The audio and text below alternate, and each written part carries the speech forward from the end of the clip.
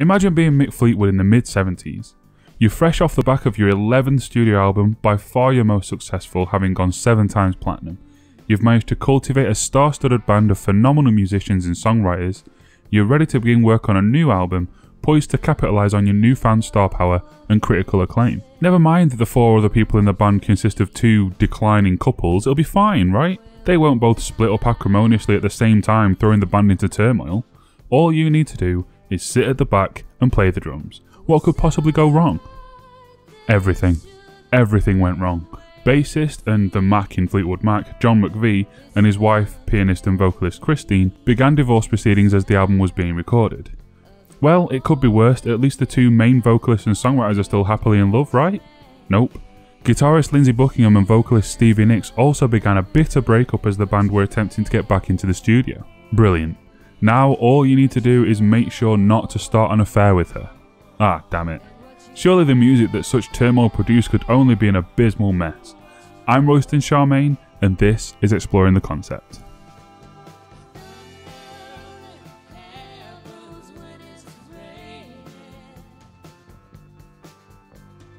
Quite how Fleetwood Mac managed to produce anything at all during this time is beyond me, let alone what ended up becoming one of the most heralded and celebrated records of all time. I can't imagine that the studio was a pleasant place to be, so full of snipes and barbs at one another that many of them seeped into the songs. In this video, we will dive into these tracks one by one and gaze across the expressions of pain, betrayal, disappointment, hate, and love. What I'll discuss will be my interpretations of these songs, not necessarily what the artists themselves have stated or intended, although in this case I think it's fairly clear what these songs mean. Starting with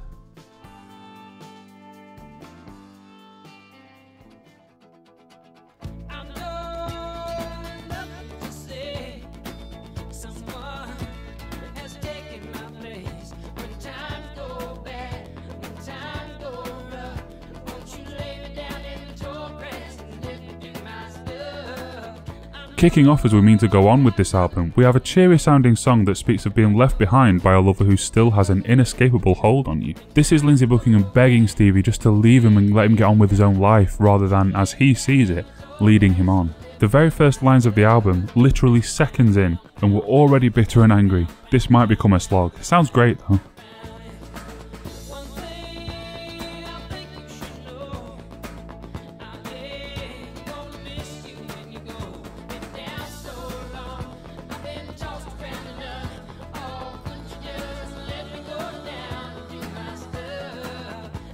He tries hurting her feelings, passing off the relationship as being something that meant nothing to him.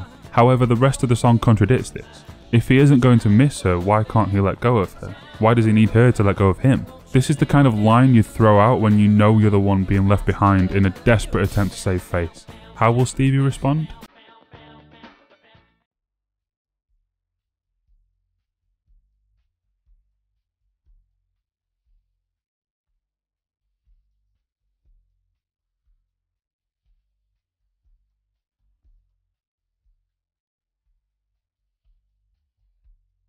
Not to be outdone, Stevie's first vocals on the record are a cutting retort to Lindsey's opening track.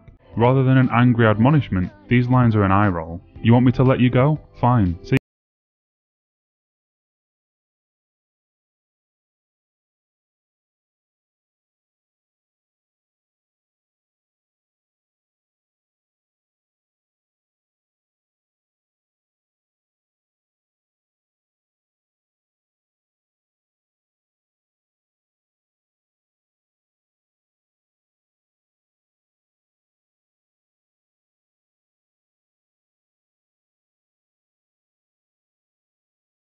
Such a well-known chorus and one of my all-time favourite subtle put-downs in music history.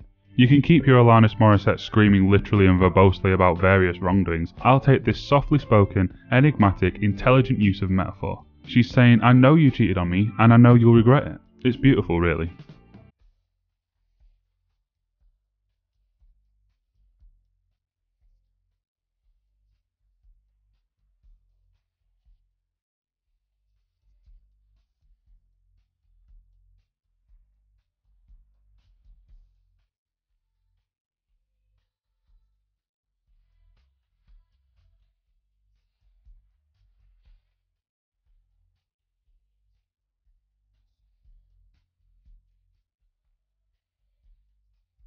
Visions in a crystal ball are usually visions of the future, but can also be visions of the present in another location. I believe Stevie means a bit of both here.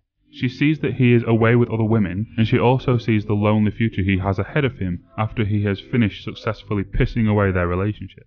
If you're worried that Lindsay is getting absolutely demolished in this fight, don't worry, he comes back with a bang. Not just yet though.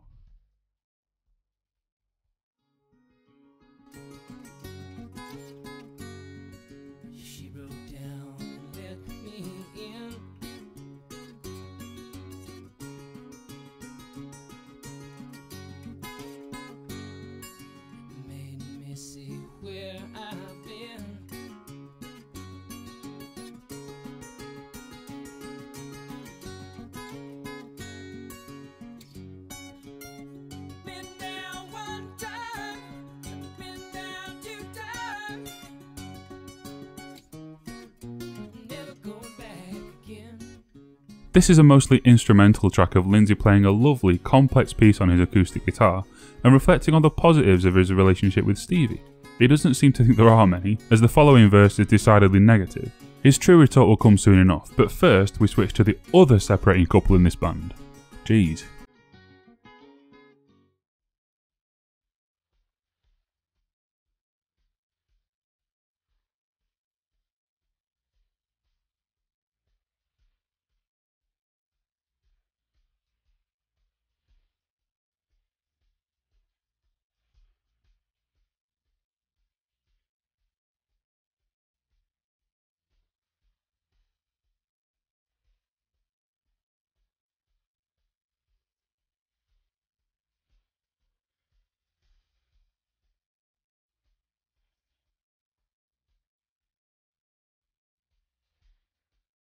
By all accounts, John and Christine's breakup was far less hate-filled than their bandmates. In this song, Christine speaks both to herself and her former spouse, hence the duet with Lindsay, saying that they both will be happier apart in the long run, and convincing them both to look forward to the future rather than regretting the past. She's truly sorry for the way their relationship turned out and genuinely wishes the best for him. It appears that she is placing blame upon herself for the end of their marriage. She uses this opportunity to feel sorry, but doesn't dwell on it.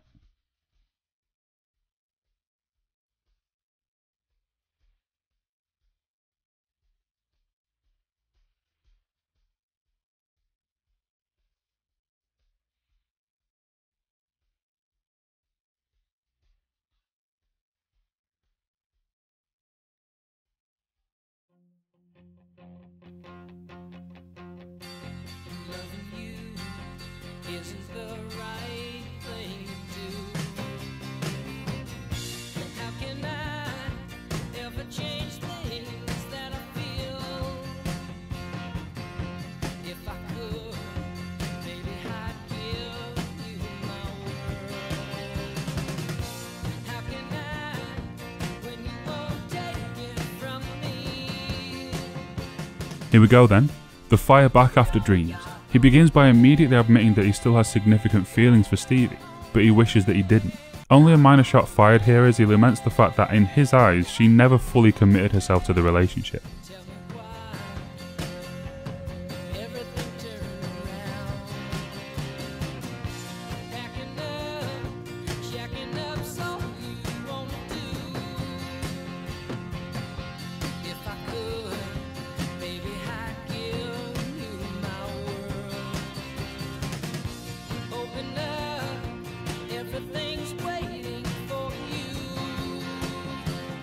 The tone of Lindsay's songs compared to Stevie's, as well as the number of them, give him the losing edge in my opinion. He accuses her of being obsessed with moving in together and playing house, something he must feel pushed him away, but then once again states that he'd give her his world, doubling down on the idea that he wanted to go the distance with her. Which is it?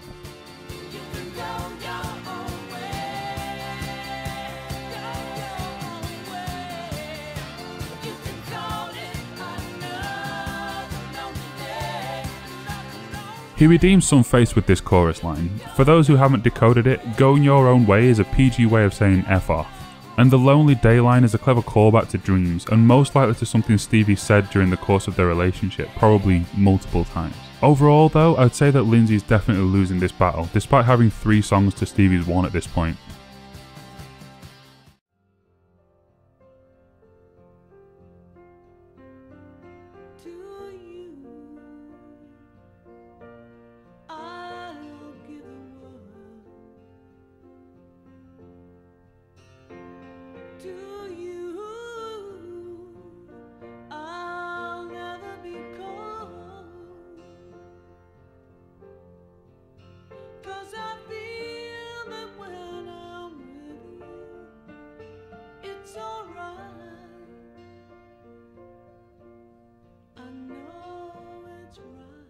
After singing of her guilt and remorse at the failing of her marriage with John in Don't Stop, Christine now sings of her new love, promising to right the wrongs she made in her previous relationship. And I wish you all the love in the world, but most of all, I wish it from myself. And the songbirds keep singing like they know the score.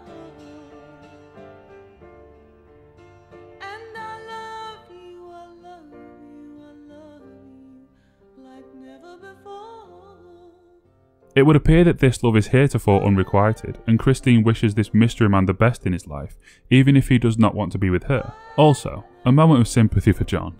Not only has he listened to Christine talk about how she's moving on from him, but now he listens as she sings of her love for another man and promises to give more of herself to her new beau than she did to John. The sorrow and pain in this record, man. How did they remain together?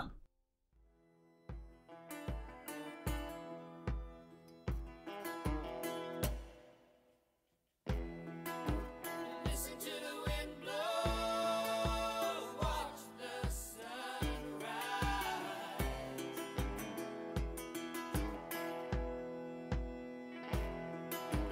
Run in the shadows, damn your love, damn your life. Oh yeah, here we go. Not only are we on to what is, in my not so humble opinion, the best track on the record and one of the best songs of all time, we are also onto the battling duet of a warring couple where every line is full of so much meaning that I could literally make a video on just this song. Right off the bat, they set a scene of someone sneaking out at the crack of dawn. Running in the shadows could be her leaving him, or him sneaking back home after cheating. They are both hurt and angry. Listen to the wind blow, down comes the night.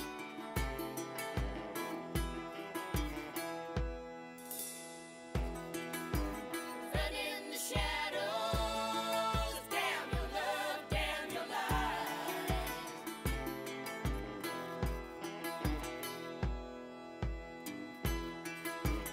Break the silence, damn the dark, damn the light. An echo of the first verse, but it's about to go down. Darkness descends, the silence about to be broken, an argument waiting to happen. The end of their relationship, the blowout to end all blowouts. They each still have their same accusations of one another, and now they will level them, make or break.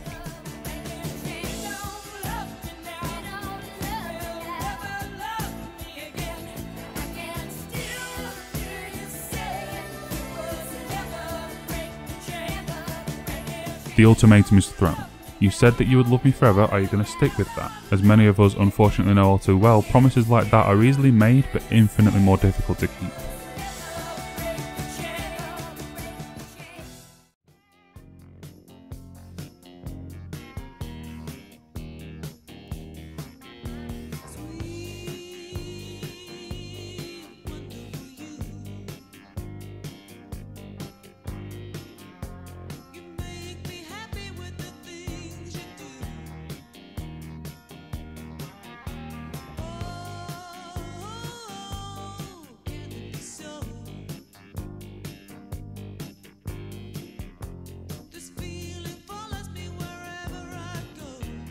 We transition to a funkier sound, driven somewhat ironically by John McVie's bass guitar. Why ironic? Well, this is yet another song by his ex-wife where she sings of her new love and longs for his returned affection. This dynamic is so odd, it's actually been quite difficult to keep writing about. Imagine, if you can, being there. In fact, don't bother, we don't need that kind of stress.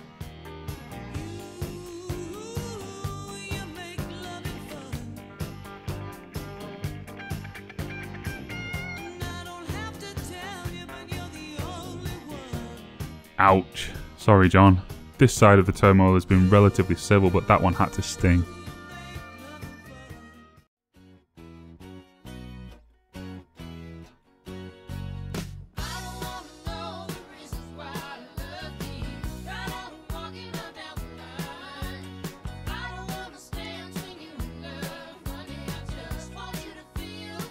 Something this record does exceptionally well is to mask its gut-wrenching subject matter behind bright and cheerful instrumentation. The juxtaposition, I think, is a huge part of what makes this record what it is. This track is one that Stevie wrote as a duet for she and Lindsay whilst they were still together, and yet it is still mostly about how love never quite manages to strike her and keeps fading away.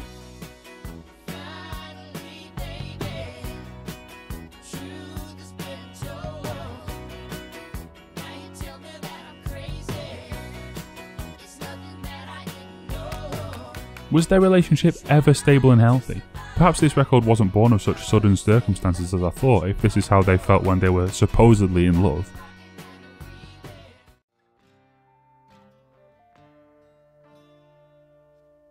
Oh, Daddy, you know you make me cry. How can you love me? I don't understand why. Oh, Daddy, if I can make you see, if there's been a fool around, it's got to be me. Yes, it's got to be me. Another slower moment on the album from the pen and mind of Christine McVie. This song sings of the very same unrequited love, a love she doesn't feel she earned and deserves, but cannot move away from. Why are you right when I'm so wrong? I'm so weak, but you're so strong. Everything you do is just alright, and I can't walk away from you, maybe if I try. I do feel for Christine during this time. She lacks the venomosity of her songwriter bandmates, rather seeming completely lost and adrift, unsure of herself and the direction she's chosen to take. Right there with you, girl.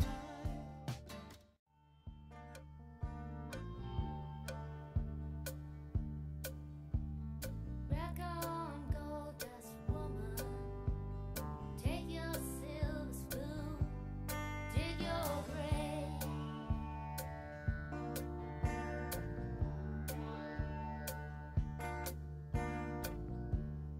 Heartless challenge, pick your path and I'll pray.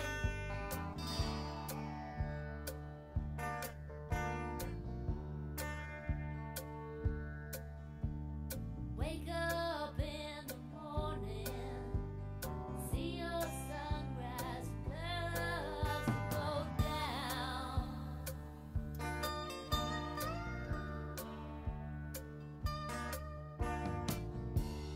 Clouds and lovers pick their prey, but they never cry out loud. Cry out. In case you can't tell, I'm firmly on Team Stevie Nicks on this record. Here she writes of the groupie girls that would follow the band around and, according to the song and probably to real life, shag her partner. Or did she make you cry, make you break down, shatter your illusions of love? Is it over now? Do you know how?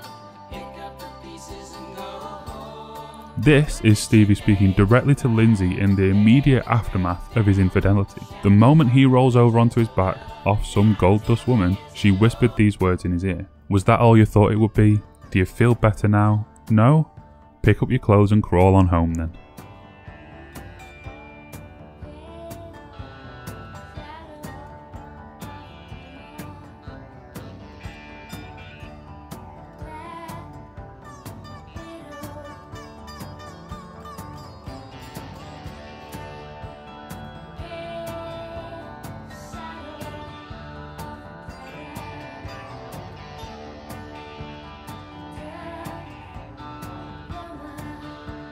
Shade being thrown all over the place.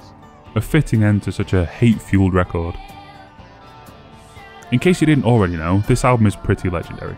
It's the 5th highest selling studio album of all time, and 7th highest including soundtracks and compilations. It's commonly heralded as one of the greatest pieces of musical art ever assembled, and with good reason. Time passes by in a vacuum when this record is spinning.